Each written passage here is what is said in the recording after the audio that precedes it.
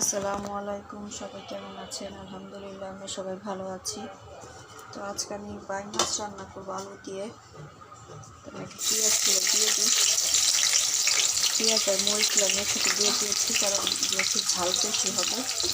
আমি বাইং মাছটা এটা ছোটো না, সরি বড়ো না, ছোটো ছোটো বাইং মাছ। এই বাইং মাছের ঝাল না খেলে ভালো লাগে না, সেই জন্য আমি এখন একটু ঝাল করে রান্না করবো, যেহেতু বাচ্চারা খাবে না, সেই জন্য একটু ঝাল ঝাল করে রান্না করবো আমি। পেঁয়াজ আর কাঁচা মরিচটা ভালোভাবে একটু ভেজে নিব।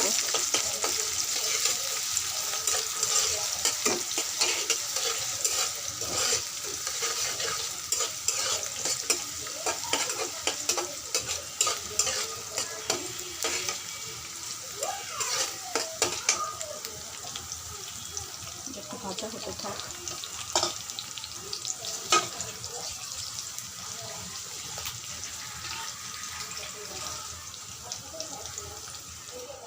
আলুগুলো ধুয়ে নিয়েছি,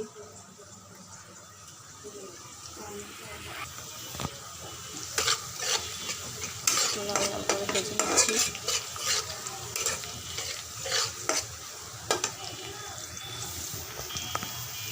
একটু ভাজা হতে থাক, বাকি সব মশলা নিয়ে নিচ্ছি।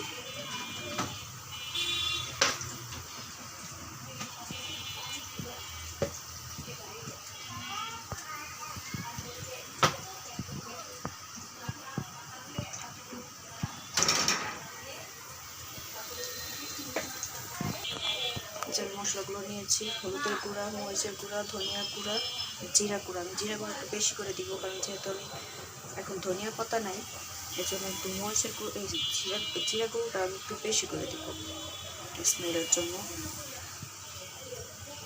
ধনিয়া গুঁড়া দিয়ে দিব, পরিমাণ মতো হলুদের গুঁড়া দিয়েছি।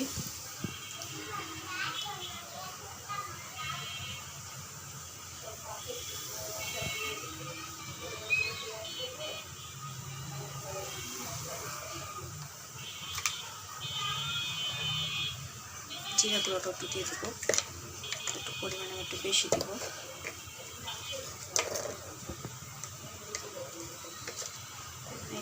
উঠতে চাচ্ছে না,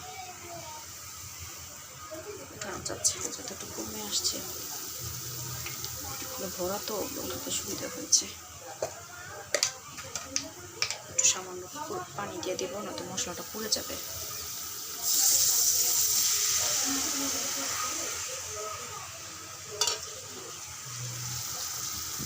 দিয়ে দিব পরিমাণ মতো আদা রসুন।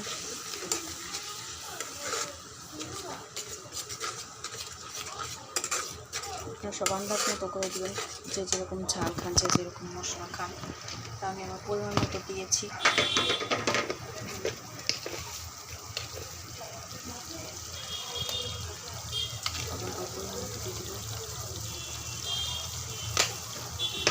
লবণটা একটু আমি বেশি দিই, কারণ যেহেতু বাবার কাঁচা লবণটা খাওয়া ক্ষতি, এই জন্য আমি একটু লবণটা একটু বেশি দিই, যাতে আলুটা লবণ খেতে না হয়, কাঁচা লবণটা খেতে না হয়, ভাতের মধ্যে লবণ খেতে না লাগে। তারপরেও দেখা যায় একটু কমে দিলেও ভাতে লবণ নেই। এটা ভালো করে এখন কষাবো। দিয়ে দিয়েছি আদা রসুন।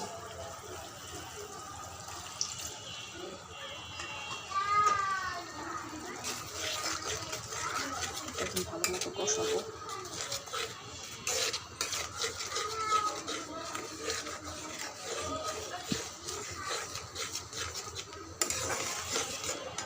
আলুগুলো দিয়ে দিব।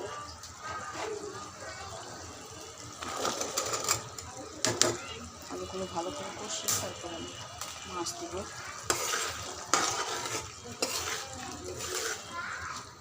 এটাকে ভালো করে কষাবো।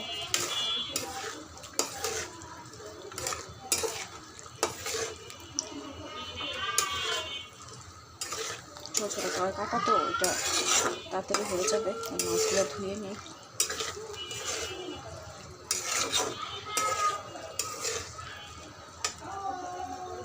আমি ভুল করে হবে ছোটো ছোটো করে কেটে ফেলছে, যেখানে কেটে ফেলছে। এটা আপনারা বাইং মাছ তো একটু লম্বা করে, লম্বা মাছটা, এই জন্য আপনি আলুটা লম্বা করে কাটবেন, দেখতে সুন্দর লাগবে। মাছের সাথে মিলে আলু কাটবেন, তাহলে দেখতে সুন্দর লাগে।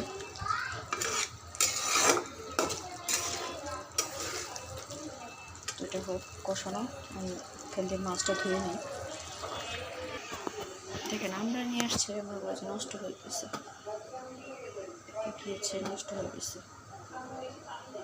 কতগুলো ফ্রিজে কাটা ছিল, ওগুলো কেউ খাওয়া হয় না।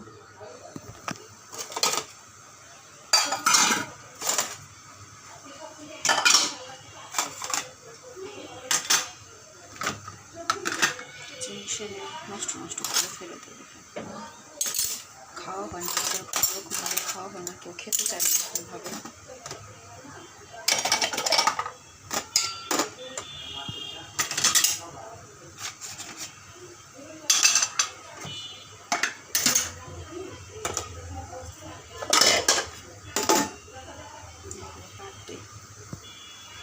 নষ্ট হয়ে গেছে, কাটা রেখেছি, ঢেকে রাখছিল, নষ্ট হয়ে গেছে। কালকে একটু বিরিয়ানি রান্না করেছিলাম, এই যে এইটুকুই আছে, খাওয়া শেষ।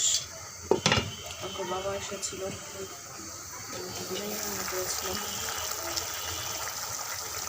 কালকে ভালোই আমরা সময় কাটিয়েছি। এছাড়া কালকে তো ভালো লাগতেছে না, চলে গেছে, কালকে সারাদিন ছিল আমাদের সাথে, সময়টি হলে চলে গেছে। আমরা চলে যাবো বাসায়, এখন শেষ হলে আমরা চলে যাবো বাসায়। আমার স্ক্রিনে তাকে আমি দেখাচ্ছি, ওই জন্য যেতে পারিনি, হয়তো আমরা চলে যেতাম একই সাথে সাথে। কালকে আজকে আমাদের সামনের সপ্তাহে এসে নিয়ে যাবে।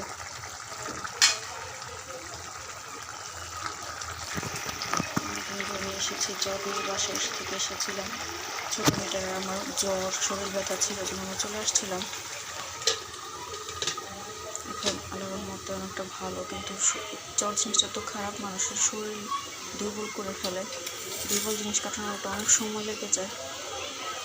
এখনও দুর্বল জিনিসটা শরীর নিয়ে ধরা হচ্ছে, শরীর এত দুর্বল লাগে, মনে শুধু শুয়ে থাকি এরকম মনে হয় সারাক্ষণ। আমি আমার 2 মেয়ে ঘুমিয়েছি, সন্ধ্যা 7:30 বাজে আমি জানা পেয়েছি, কেউ ডাক দেয়নি আমাদেরকে।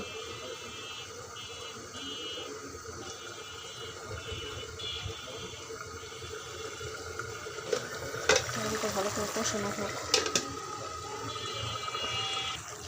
যে আলুটা ভালো করে কষানো হয়ে গেছে, আমি মাছটা দিয়ে দিয়েছি। মাছটা ভালো করে কষিয়ে পরিমাণ মতো পানি দিয়ে দেবো, একবারে তার ঝোল না দেওয়া লাগে, কারণ যেহেতু টাইম না, সেটা আমি বেশি ঝোল রাখবো না, মাখা মাখা করে রান্না করবো।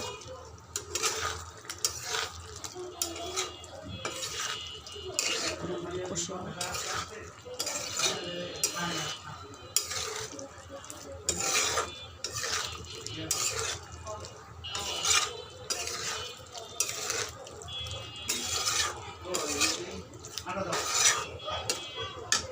ভালো করে কষিয়ে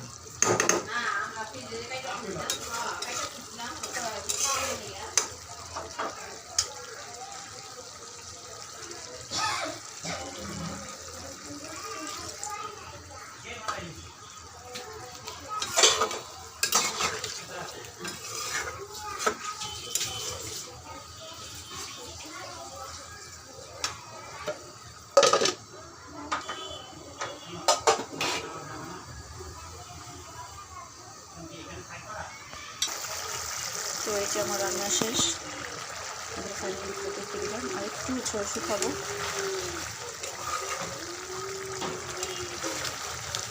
এইভাবে কে কে বাইরে মাছ রান্না করে খান কমেন্টে অবশ্যই জানাবেন, আর কে কে খেতে পছন্দ করেন সেটাও জানাবেন। অনেক দেশে অনেক রকম বলে মাছ, আমাদের অনেক নামে পরিচিত মাছটা, আমরা বাইন মাছ বলি। স্মেলটা খুব সুন্দর আসছে। সবাই ভালো থাকবেন, সুস্থ থাকবেন, আমার চ্যানেলটা সাবস্ক্রাইব করবেন, লাইক করবেন, শেয়ার করবেন, আমাদের জন্য দোয়া করবেন। সবাই ভালো সুস্থ থাকবেন। আল্লাহ হাফেজ, আসসালামু আলাইকুম।